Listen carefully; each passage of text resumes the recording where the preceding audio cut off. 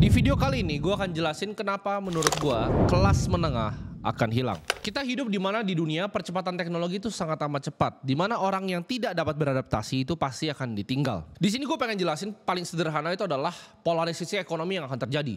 Di mana pekerjaan-pekerjaan yang kalian lihat sekarang ada, ya, contohnya pekerjaan seperti manufaktur itu akan cepat sekali hilang. Dan di sini ya, pekerjaan-pekerjaan tradisional yang banyak dilakukan oleh para kelas menengah dan banyak UMKM ini akan banyak yang hilang. Contohnya seperti mungkin toko kelontong nanti ke depannya sudah nggak ada lagi. Manufaktur yang ngelinting rokok itu udah nggak ada lagi manusia. Dan ini akan terjadi sangat amat cepat. Dan ini bisa berdampak kepada tenaga kerja yang berkurang secara signifikan dalam waktu yang sangat singkat. Kalau kalian nggak bisa beradaptasi untuk terus belajar, terus meningkatkan value sebagai manusia, kalian cepat atau lambat akan ditinggalkan oleh teknologi. Di sini gue pengen kasih faktor selanjutnya kenapa menurut gue kelas menengah tuh akan hilang, yaitu biaya hidup yang meningkat. Kayak kita semua tahu ya, barang-barang di sekitar kita itu naiknya sangat amat cepat ya. Dari kebutuhan pokok seperti makanan, pendidikan, kesehatan, ini semua naik dengan sangat cepat. Ini merupakan faktor krusial di mana kalian itu udah nggak bisa lagi ya hidup di zaman sekarang ini jadi manusia yang ibaratnya rata-rata atau biasa-biasa aja. Nah di dunia yang berevolusi sangat cepat ini, kita udah nggak bisa lagi jadi orang yang dibilang rata-rata ya. Kenapa? Karena orang rata-rata ini akan hilang. Antara dia akan dari menengah ini rata-rata ketarik ke bawah atau ketarik ke atas. Dalam 10-20 tahun lagi ya, antara mereka jadi super miskin atau jadi super kaya. Ini lapisan tengah ini akan cepat sekali hilang. Ini gue kasih contoh sederhana ya dari biaya hidup yang meningkat. Ini gue kasih penampakan rumah 1 miliar di Jakarta. Nah kalian lihat di sini, ini adalah rumah 1 miliar di Jakarta. Ya, bukan yang kalian bayangin kayak di sinetron itu ada pilar-pilarnya, modern klasik begitu. Enggak ada ya. Ini adalah kenyataan dan fakta rumah 1 miliar di Jakarta. Ada yang bilang, itu bukan bangunan tapi tanah, tetap aja ini rumah 1 miliar di Jakarta. Nah lalu dampaknya apa sebenarnya? Kalau misalnya itu adalah rumah 1 miliar, apa hubungannya dengan ini semua? Tentu ada kaitan dan ada hubungannya ya. Jadi ini adalah trik sulap yang dimainkan sama mereka. Ini gue kasih kalian contoh lebih gampang untuk kalian pahami. Misalnya zaman dulu ya, apartemen 500 juta itu dapat misalnya 2 kamar ya. Ada 1 kamar master, 1 kamar untuk anak tidur. Itu 500 juta apartemen.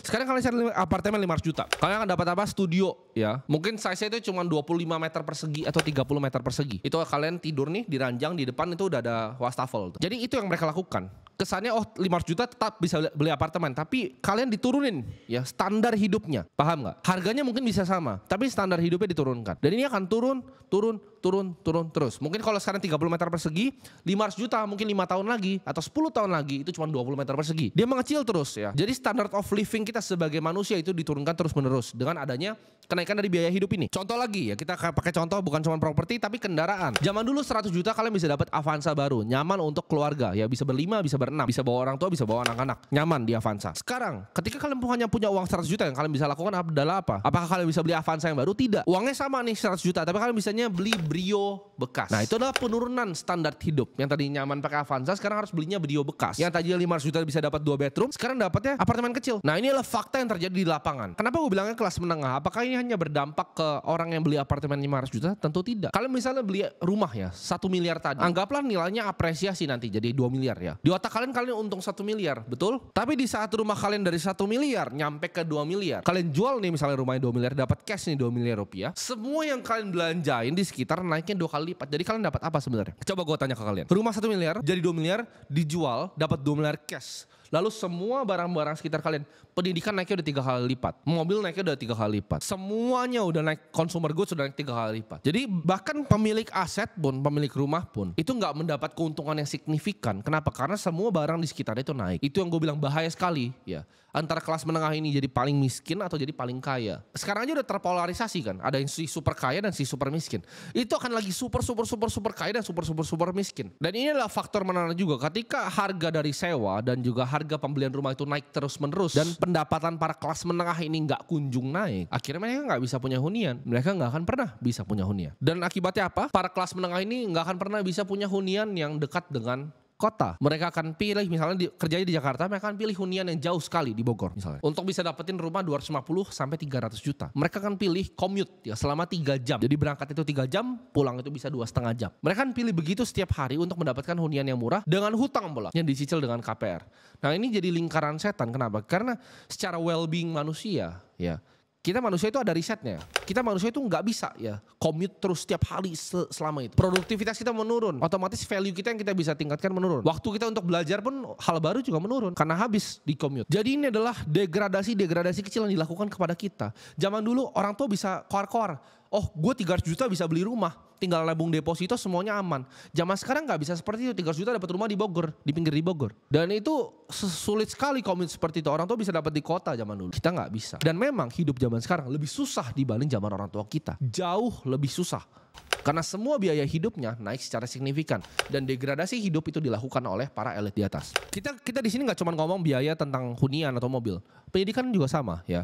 Jadi untuk akses ya ke para kelas menengah yang pengen upgrade hidupnya, biaya pendidikan itu naik terus dari SD, SMP, SMA sampai kuliah itu naiknya secara signifikan. Nah makanya di sini gue nggak cuma pengen bacot doang gitu. Kan banyak orang cuma jadi komentator cuma bisanya bacot, tapi ini adalah hal real yang gue pengen lakukan, yaitu gue pengen bangun sekolah yang gratis, nggak usah bayar, tinggal datang aja di daerah-daerah yang memang membutuhkan sekolah. Karena gue lihat ini adalah masalah krusial. Pendidikan ini adalah masalah krusial di Indonesia, di mana harganya naiknya secara signifikan, tapi daya belinya masyarakat itu nggak kunjung membaik. Jadi ini adalah salah satu misi di hidup gue ya dari Roland Foundation untuk bangun 100 sekolah ya nantinya. Sampai gue akhirnya mati, gue akan bangun 100 sekolah yang bisa diakses oleh teman-teman ya. Jadi sekolah pertama akan dibangun di NTT, di Sumba. Jadi untuk teman-teman di sana, kita harap itu bisa jadi manfaat ya untuk kalian semua. Kita ngomong dari segi kesehatan ya. Dari kesehatan pun nggak ada yang tambah murah, baik biaya langsung maupun biaya tidak langsung. Contohnya seperti bahan asuransi, itu naik terus dan menerus preminya. Nah sekarang mungkin kalian banyak yang bertanya, kenapa channel seperti gue ini akhirnya banyak yang nonton ya. Jumlah viewernya itu ratusan ribu. Bahkan artis-artis pun ada yang kalah sama channel seperti ini. Karena di era kali ini dunia tuh udah nggak gampang ya, dunia udah susah. Jadi manusia itu udah nggak sekedar bisa hanya di entertain aja. Jadi kalian mulai terbuka pikirannya. Nggak cuman bisa kalian ngelucu-ngelucu jadi artis begitu, entertain orang lalu ditonton. Sekarang ini udah zamannya orang itu melek akan edukasi. Kenapa? Karena dunianya udah jadi sulit ya. Welcome to the hard mode, ini udah susah. Zaman orang tua kita itu easy mode, itu tinggal tabung deposito, oke semuanya aman, inflasi rendah, cabai nggak naik kayak gila-gilaan, beras nggak naik gila-gilaan, 3 juta dapat rumah gitu. Bisa beli 2 mobil lagi, bisa beli 2 Avanza habis itu. Zaman sekarang nggak bisa bos. Welcome to the hard mode. Ini mode yang sulit gitu. Jadi kalian ini udah banyak yang melek akan edukasi seperti ini. Karena kalian itu pasti cari jawaban dari masalah yang gue jabarkan tadi. Lalu apa solusinya? Makanya kalian cari video-video edukasi seperti ini. Dan kalau kita ngomong secara holistik dari semua, cara bisnis bekerja pun sangat berbeda dibanding zaman dulu. Zaman dulu gampang banget, kalau mau ngiklan tinggal pasang billboard aja, orang lihat oh billboard terus mereka kira itu bagus. Zaman sekarang bahkan kalian taruh ads di YouTube, taruh ads di Facebook, itu nggak seefektif zaman dulu. Sangat tidak efektif kalau kalian nge-ads sekarang. Orang sekarang jauh lebih skeptis. Ini iklan lah, nggak mau. Ini iklan nggak mau. Billboard boro-boro dilihat zaman sekarang. Zaman dulu kalian billboard ya pakai artis, taruh TVC, iklan laku. Makanya jadi secara bisnis pun sekarang itu lebih kompetitif dan lebih sulit karena konsumennya tuh lebih pintar dan lebih memilih. Karena uangnya mereka punya lebih sedikit, mereka pikir belanjanya kemana. Nggak bisa main ditembak pakai iklan gitu, mereka sodorin uangnya, nggak bisa. Gua akan kasih gambaran sedikit lagi ya. Kalau misalnya perbudakan tuh real dan masih nyata adanya. Karena adanya inflasi ini, yang terdampak pertama tuh adalah apa? Gue selalu bilang adalah tenaga kerja. Karena di bisnis industrial yang marginnya tipis-tipis, cost paling besar itu biasanya human ya, manusia, human capital. Jadi yang dilakukan adalah apa? Mereka kan efisiensi. Nah ini yang terjadi, kan gue selalu ngomong UMR nggak naik-naik ya, tapi semua barang naik. Tapi yang terjadi di lapangan, mungkin kalian bisa cross check ya ke teman-teman kalian yang mungkin kerja sebagai waiter di restoran atau mungkin buruh pabrik, itu banyak sekali yang tidak digaji dengan UMR ya. Misalnya UMR di daerah, ada daerah yang 3,5 juta, dia jadi waiter lalu cuma digaji 2,5 juta begitu. Itu jadi praktik seperti itu ya, karena bisnis-bisnis yang mempunyai margin yang tipis, dan ini akan terus makin parah. Ini kombinasi yang bisa bikin orang jatuh ke jurang kemiskinan ya. Nanti gua akan tambahin lagi bumbunya di belakang. Ini kombinasi yang kita udah pelajari selama ini. 1, UMR. Bahkan digaji di bawah UMR dan gak pernah naik. 2, biaya hidup itu naik. Dan yang ketiga nih gua akan bahas nanti lingkaran setan yang namanya utang. Ini yang gua pengen bahas dan menurut gua ini paling menyiksa ya, yaitu lingkaran setan riba. Ketergantungan manusia akan kredit, dan ini dinormalisasikan, diwajarkan, dan bahkan disosialisasikan. Ini yang gue sebut dengan perbudakan mental, bukan fisikal. Tadi kerja di bawah gaji UMR itu perbudakan fisik. Kita nggak cuma diperbudak secara fisikal, zaman dulu dicambuk, kita diperbudak secara mental dengan sistem financial yang ada zaman sekarang. And why are they broke? It isn't an act of God. It isn't some sort of tsunami. They're broke because we have a system called fractional reserve banking, which means that banks can lend money that they don't actually have. It's a criminal scandal and it's been going on for too long. To add to that problem, you have moral hazard, a very significant moral hazard from the political sphere.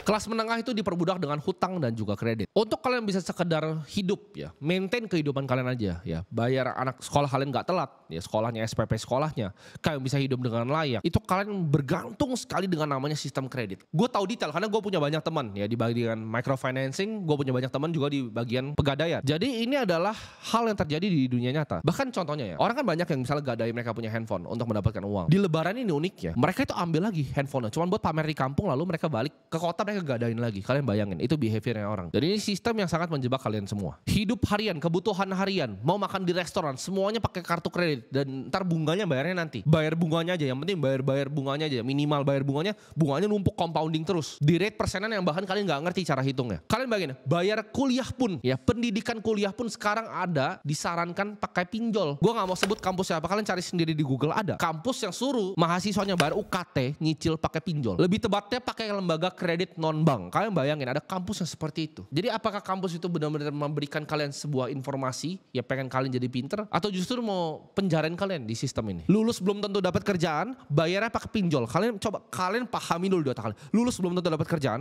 gak dijamin dengan gelar sarjana kalian dapat kerjaan, lalu kalian disuruh bayar dengan pinjol. Makin tinggi ya hutangnya seseorang, maka pendapatannya setiap bulan itu harus tergerus untuk bayar hutang-hutang ini. Dia nggak bisa punya savings, dia nggak bisa punya investasi, dia nggak bisa keluar dari perbudakan ini karena hutangnya numpuk terus, kartu kreditnya numpuk, kuliah aja pakai pinjol, pendapatannya yang didapat yang sedikit ini ditaruh ke sini semua, habis pendapatannya. Ini yang bikin gue sedih kan, banyak yang bilang, oh Indonesia itu pinjolnya parah, oh Indonesia itu judi online-nya parah. Tapi akhirnya gue punya empati akan orang-orang ini. Kenapa? Karena kalian bayangin kalian di lingkaran setan ini. Mungkin itu pikiran mereka karena mereka nggak tahu caranya gimana cara keluarnya. Jadi oke lah, gue akan gamble my way out of this gitu loh. Gue akan berjudi aja, gue akan pinjol itu tutup lubang gali lubang sampai akhirnya orang-orang yang bunuh diri. Apa itu bukan perbudakan? Mereka itu bukan hanya karena kurang edukasi, mereka karena desperate. Mereka butuh uang. Siapa sih yang mau gadain handphonenya kalau nggak benar-benar butuh? Itu kan ada data-data penting di dalam sana. Nggak ada yang mau, nggak ada yang mau pakai pinjol kalau nggak harus. Akhirnya mereka udah dapat satu pinjol, kejebak ya, mereka pinjol pakai pinjol yang lain lagi buat tutupin lubangnya sebelah, terus mereka begitu terus akhirnya ngegulung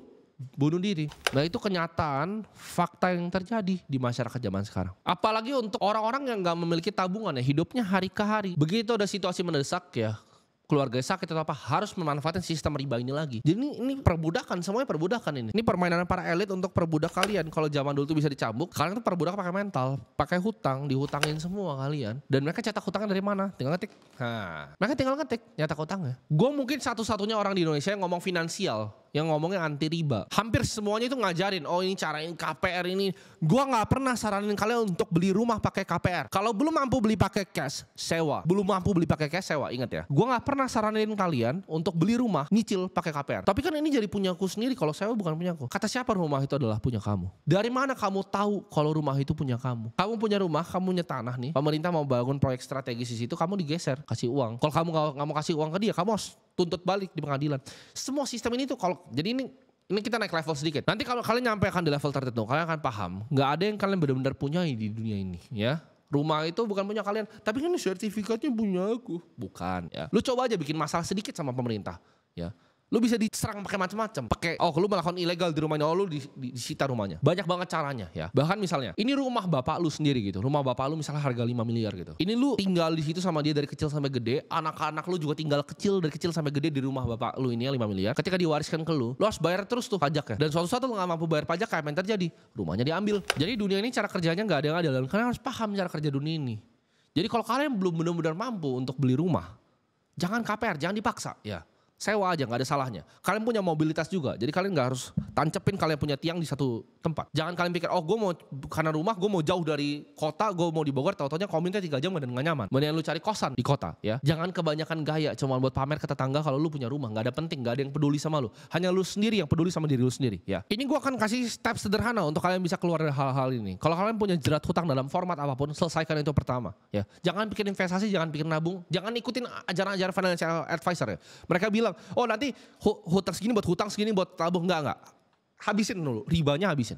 Satu, habisin riba. Dua, itu besarin income lo. Tingkatin value lo. Nanti gue akan kasih tahu ya. Harus tingkatin value di mana aja. Karena ini video nggak cuma ngomongin problem. Gue mau kasih kalian solusinya. Orang kebanyakan cuma koar-koar problem, tapi nggak pernah ada solusinya. Gue kasih clear solusinya ya. Nanti gue akan kasih tahu kalian tingkatin value di mana. Dan yang ketiga, investasi di aset yang keras. Aset keras yang tidak tergerus sama inflasi. Ya, rumah itu bisa jadi sebenarnya salah satu contohnya. Tapi jangan dibeli pakai hutang. Di saat kalian tuh berhenti jadi manusia yang sok pintar ya. Ibarat kalian turunin ego kalian, arogansi kalian nggak tinggi, dan kalian pahami apa yang sebenarnya gue pengen sampai di sini, gue yakin hidup kalian akan jadi lebih baik.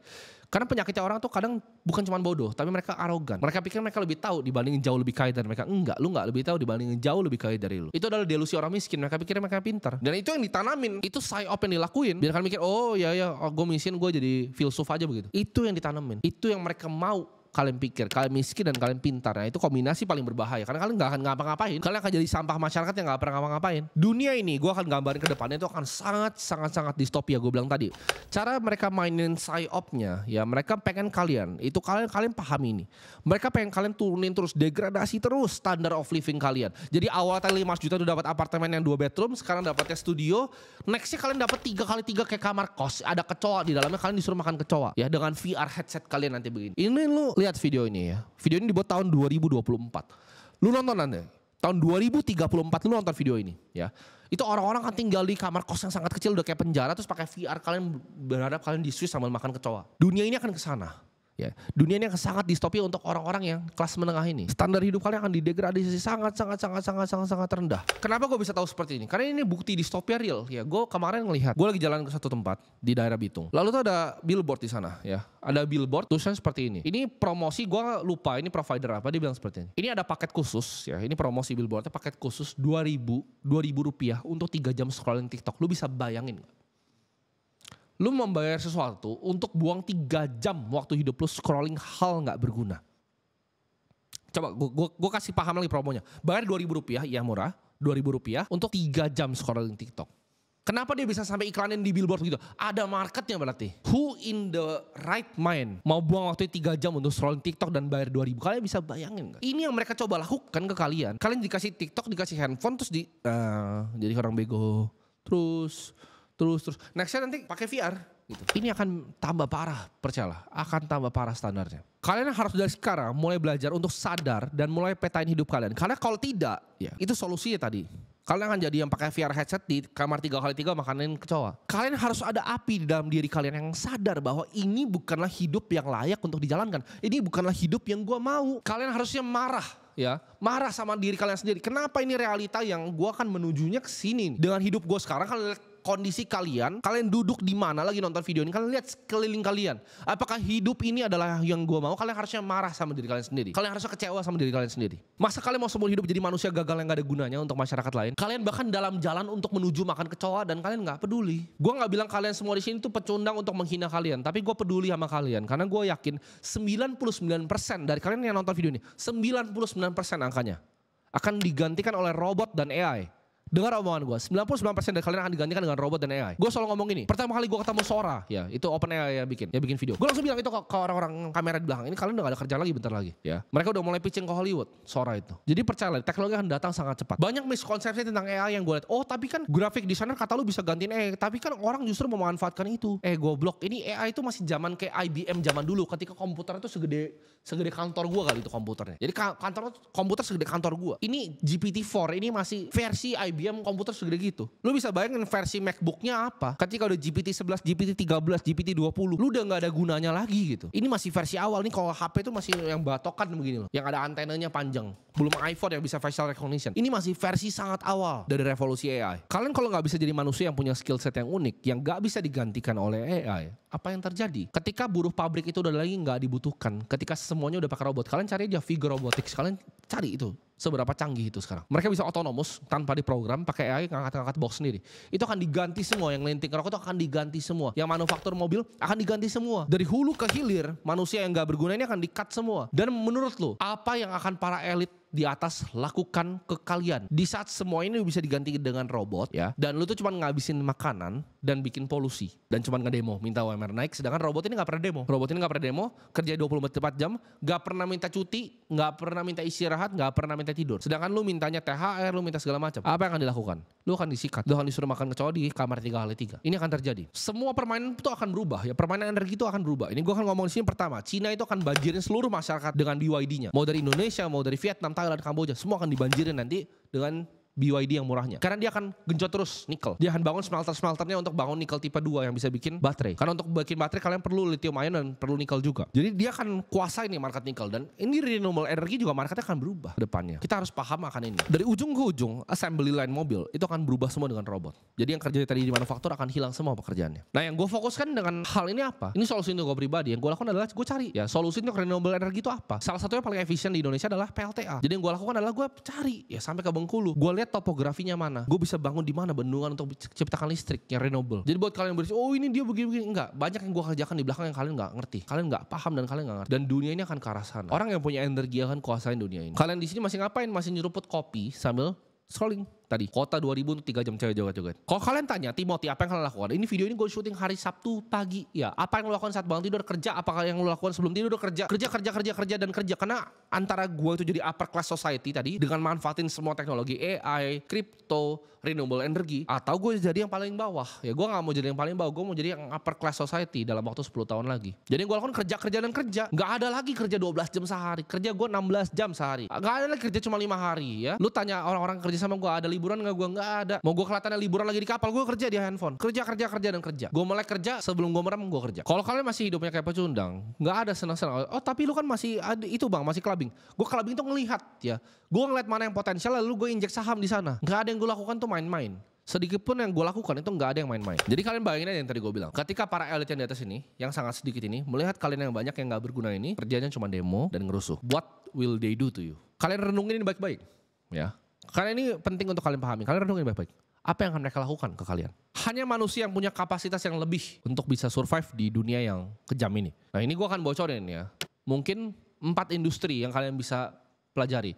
Jadi untuk kalian bisa jadi manusia yang unik yang gak bisa digantikan adalah kalian punya skill set yang sangat tajam. Skill set yang sangat tajam di satu bidang. Dan gue kasih kalian 4 bidang kalian bisa pelajari.